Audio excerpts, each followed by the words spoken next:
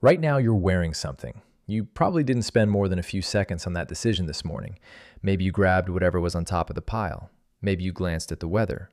Either way, you put something on before you stepped out the door, because that's what humans do. We cover ourselves. Every culture on Earth, in every climate, in every era we have records for, wears clothing. It feels obvious. Modesty, maybe? Protection? Warmth? But the real story of why we started covering our bodies is stranger than any of those simple answers, and it splits into two halves that pull in completely different directions. Let's start with the timeline. Anatomically modern humans have been around for roughly 300,000 years. We know that from the fossils at Jebel Irhoud in Morocco, which push the origin of our species back further than anyone expected. But clothing barely leaves a trace. Animal hide rots, plant fiber rots. So instead of clothes, archaeologists hunt for the tools that made them. At Contrabandier Cave on the coast of Morocco, researchers found more than 60 shaped bone tools used to scrape and work hide and fur, around 120,000 to 90,000 years ago. Some of the oldest leatherworking kits we have ever found. Even older flint scrapers, like the ones from Hoxton in England, carry the microscopic wear of cleaning skins. But here's the catch. Scraping a hide is not the same as sewing a garment. The actual sewing needle shows up shockingly late. The oldest complete-eyed needle we have, carved from a bird bone, is about 50,000 years old, from Denisova Cave in Siberia. A possible needle-like point from Sibutu Cave in South Africa is maybe 61,000 years old. Eyed needles only become common across Eurasia around 45,000 to 40,000 years ago. So for the vast majority of our time as a species, we were mostly bare-skinned, dealing with thorns and insects and cold nights with little more than our own skin and the occasional draped hide. And just once in a while, the material itself survives. In Zudzwana Cave, in the country of Georgia, researchers found wild flax fibers that had been twisted into thread. Some of them even dyed in colors like turquoise, gray, and pink, around 30,000 years ago. Not woven cloth exactly, but proof that humans were spinning and coloring fiber long before the first looms. So when did clothing actually become a habit? Nobody can give you a clean date, and anyone who does is guessing. The most creative clue doesn't come from a tool at all. It comes from a parasite, lice. Specifically, the split between head lice, which live in hair, and body lice, which live in clothing and literally cannot survive without it. If you can date when body lice branched off, you can estimate when clothing became a permanent enough feature of human life for a whole new parasite to move in. In 2003, the geneticists Ralph Kittler, Manfred Kaiser, and Mark Stoneking ran that analysis and landed on roughly 72,000 years ago, give or take a wide margin. Then, in 2011, a larger study led by Melissa Toops pushed the estimate back dramatically, to at least 83,000 and possibly as far as 170,000 years ago. A related study in 2004 had even read the DNA of our lice closely enough to argue that modern humans and archaic cousins like Neanderthals must have been in close physical contact, close enough to trade parasites. So clothing as a regular habit sits somewhere in that wide, blurry window. The lice can hint at roughly when. They can't tell us why. And the why is where it gets interesting, because there are two competing answers, and the truth seems to be both of them. The first answer is the one most scientists actually back, and it's the boring one we just tried to wave away. Warmth. The leading thermal theory, argued in detail by the archaeologist Ian Gilligan, says clothing was born from cold. Humans are a tropical, naked-skinned ape. When the ice ages bit and our ancestors pushed into colder country, a draped hide was the difference between living and freezing to death. Gilligan draws a sharp line between what he calls simple clothing, a hide thrown over the shoulders purely to trap heat, and complex clothing, fitted, sewn garments that need needles and tailoring. On his view, the eyed needle isn't the birth of clothing, it's the upgrade. The moment loose hides became fitted suits built to survive real cold. And the difference matters. Simple clothing could be thrown off the second the weather warmed. Complex, fitted clothing was something you lived inside, day and night, for months on end, which is exactly the kind of clothing body lice need to move in and call home. So warmth isn't the explanation we should rule out. It's probably the one that started the whole thing.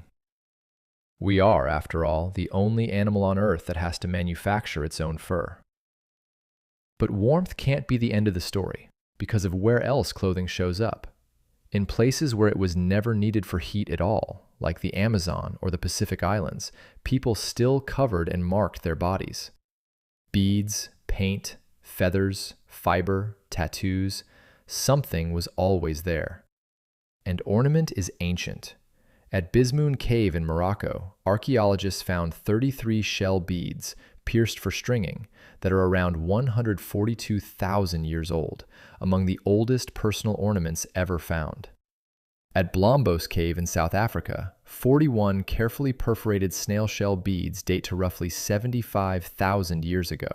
Long before anyone was sewing a fitted coat, humans were already stringing jewelry and marking themselves out. And decoration has nothing to do with temperature. It's about being looked at. That points to the second, stranger reason we cover ourselves. To wear something on purpose, you have to do something almost no other animal does. You have to picture a future you. You look at a hide, imagine yourself wearing it later, plan the steps to turn it into a thing you can wear, and hold that plan across days. A chimpanzee doesn't glance at a leaf and think about how it might be useful next winter. We do. That's memory, foresight, and abstraction stitched together. The same machinery you use to keep a promise or dread a deadline. Clothing and ornament are some of the oldest physical fingerprints of that fully modern mind. Underneath that sits something even more specific, the sense of being seen. Psychologists call shame a self-conscious emotion because it leans on a mental trick called theory of mind, the ability to step outside yourself and imagine how you look through someone else's eyes. For a long time, that felt uniquely human, and in its full form, it may be. But the picture is humbling. In the mirror mark test, where an animal has to realize the reflection is itself, chimpanzees pass. So do bottlenose dolphins, at least one elephant, and even magpies. And in 2019, researchers argued a small fish, the cleaner wrasse, behaves as if it does too. Self-recognition isn't ours alone.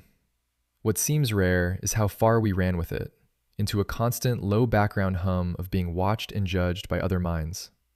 And once a creature feels that, clothing stops being only about heat.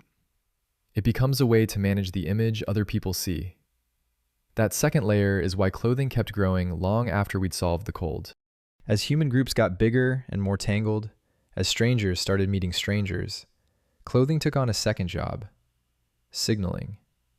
Before you said a single word, what you wore announced who you were, which group you belonged to, where you stood in it. Later, whole empires wrote that logic into law, with sumptuary rules dictating exactly which colors and fabrics each class was allowed to wear. In ancient Rome, a particular deep purple dye was so costly and so tightly controlled that in time, wearing it could be a privilege reserved for the emperor alone. A color became a crown. Clothing had become one of the oldest languages we have, spoken without a single sound. There's one last twist, and it's Gilligan's strangest idea of all. Once humans were locked into fitted, tailored clothing to survive the ice ages, they needed a steady, reliable supply of fiber and thread. Gilligan has argued that this growing hunger for textile material may have been one of the quiet pressures that nudged humans toward deliberately growing plants in the first place. If he's right, clothing didn't just cover us. It may have helped drag us out of the wild and into the farmed field, which means the shirt on your back could be distantly related to the bread on your table. Which brings it back to you, this morning, half awake in front of a closet. You feel like you're just grabbing fabric. You're not. You're running a calculation older than agriculture, balancing who you are against who you want to be seen as, and what the moment demands. That small jolt of unease when you turn up overdressed, or underdressed, or just wrong for the room, isn't vanity. It's the same ancient circuit that once told your ancestors how to stand in front of the group. Warmth got us into clothes. Being seen is what kept us there. We didn't just cover the body, we turned it into a message. And every morning, without thinking about it, you sit down and write it again.